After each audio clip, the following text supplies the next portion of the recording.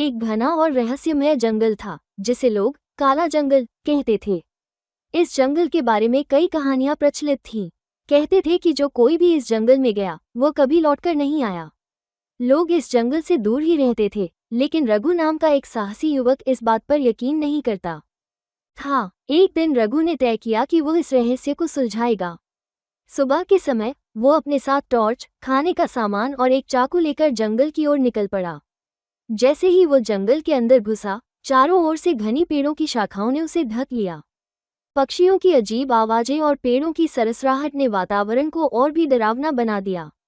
जंगल के अंदर चलते चलते रघु को एक पुराना खंडहर दिखा। खंडहर के पास एक बड़ा पेड़ था जिसके तने पर अजीब चिन्ह बने हुए थे।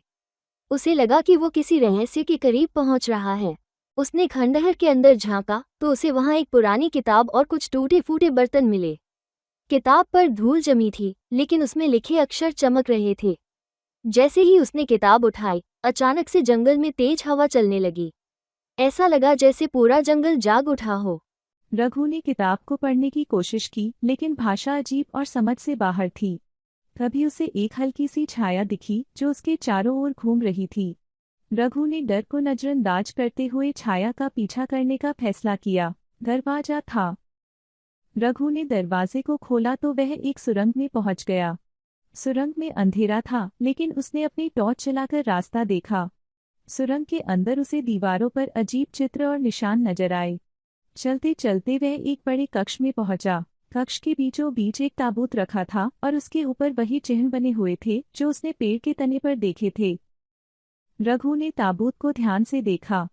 तभी ही गूंजती हुई आवाज ने उसे रोक दिया। यहाँ से लौट जाओ, वरना परिणाम बुरे होंगे। रघु ने हिम्मत नहीं हारी और ताबूत का ढक्कन उठाने की कोशिश की।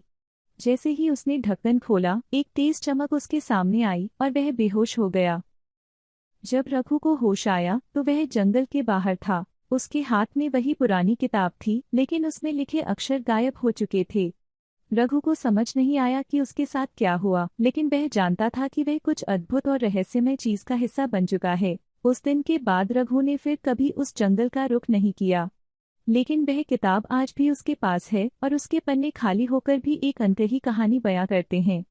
क्या उस जंगल का रहस्य कभी सुलझ पाएगा? यह सवाल अब भी अनुत्तरित है।